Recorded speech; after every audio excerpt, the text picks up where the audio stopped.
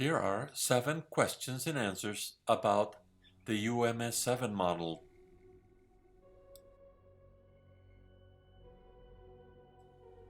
Number 1. Are businesses living systems?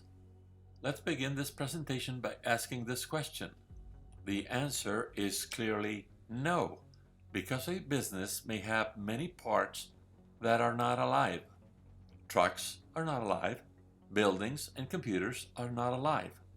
However, notice what the viable system model and UMS7 system models are saying. Although businesses are not alive, the same cybernetic laws about information processing functions found in the living things apply to them as well. People, governments, and businesses are governed by the same cybernetic laws of control as living things. Businesses, then, are not living things, but they can be studied as if they were.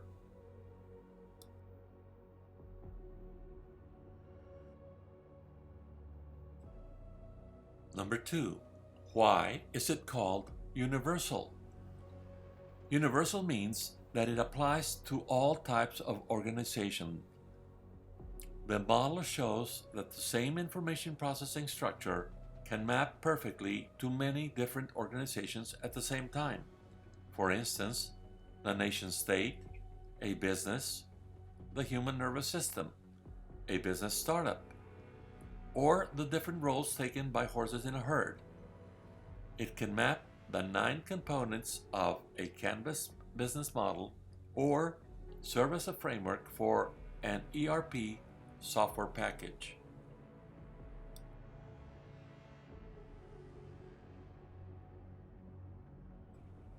Number 3. Why 7 systems?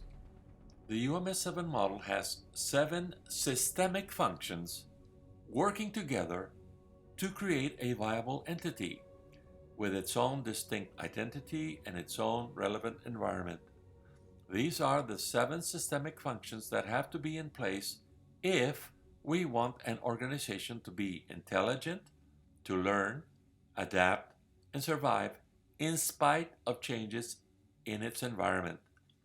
These functions were identified by Stafford Beer in the viable system model as far back as the 1970s.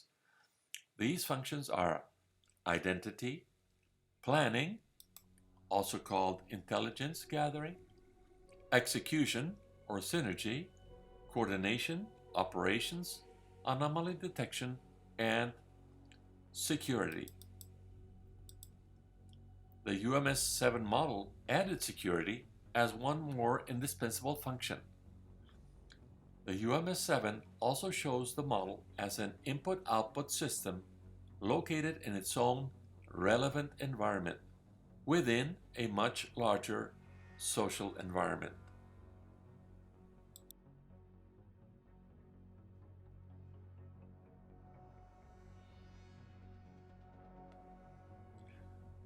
This is the model with all its parts in place.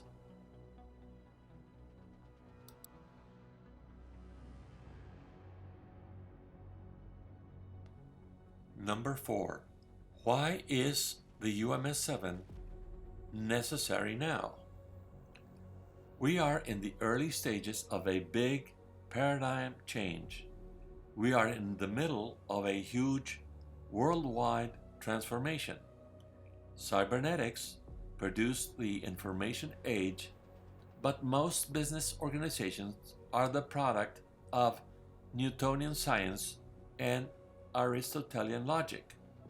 However, we know now that businesses are cybernetic entities because they need information feedback to adjust constantly to changes in the environment. During the Industrial Revolution, change was very slow. Today, with internet and social media and instant communications, everything changes very fast. So now the authority pyramid or organization chart is clearly not good enough. The viable system and the UMS7 model have the same structure found in the human nervous system. Information flows easily, carrying messages, but the numbers are represented in graphical or iconic shapes. This helps the human brain make better sense of the information.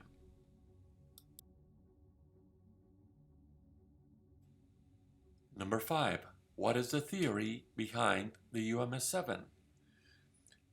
Besides the viable system model and its laws, the world of cybernetics and systems has now recognized, and international consultants and experts also have recognized, that complexity is the enemy of good decision making and that complexity is killing many businesses who cannot adapt to a fast-changing environment. Dave Snowden has created the Cynefin framework to explain the difference between simple, complicated, and complex systems. Simple are visibly obvious systems governed by cause and effect, for instance, a hammer and nails. Complicated systems are, for instance, many business solutions that are presented as systems but are made of hundreds of rules, standards, and formulas. This is the world of management fads and consulting experts that never go home. Complexity is actually the world of living things, of UMS7 models. Applied to business, you are emulating the process seen in nature. The key words are self-organization, learning, adapting, sensing, reacting. Instead of huge plans, you create capabilities. Many new business solutions, such as Agile and Scrum and others, are bridges between complicated systems and complex living systems.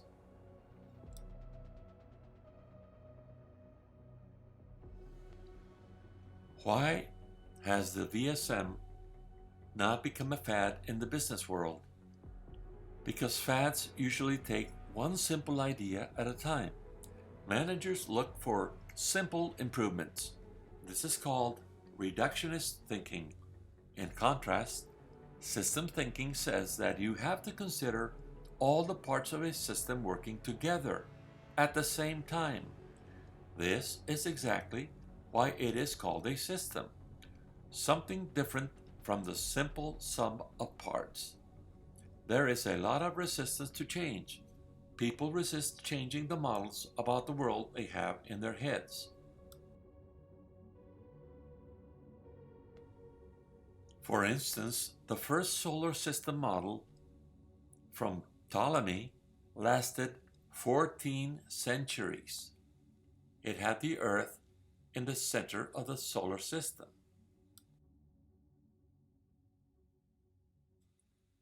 Today, most people still carry the Copernican solar system model in their heads.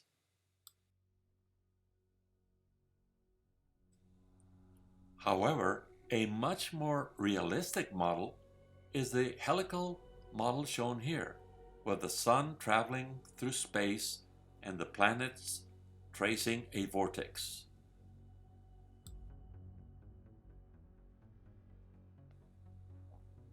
Number 7. Is the UMS7 model difficult to learn? No, but think of the UMS7 as learning a new language. For instance, computers adopted the mouse, windows, and pull-down menus language created by Xerox Palo Alto Research Institute and adopted by the Apple Macintosh and then copied by Microsoft Windows. It is now the universal standard for the PC interface with human operators and users. UMS7 has its own language too, but it is really not difficult. However, for a complex world, it is much better and less complicated than the Authority Organization chart. UMS7 has one single structure of 7 components, and then the rest of the organization repeats that same framework over and over again, creating new managed business units. Instead of authority levels, the UMS7 talks about recursion levels. Instead of orders flowing down, UMS7 talks of decision loops, where information is exchanged to make more intelligent decisions. This recognizes the value added by the opinions of workers who are operating at the process level. Other new concepts and ideas are information feedback, circular causality, real-time control, and the triple indices system, all put together in a graphical interface.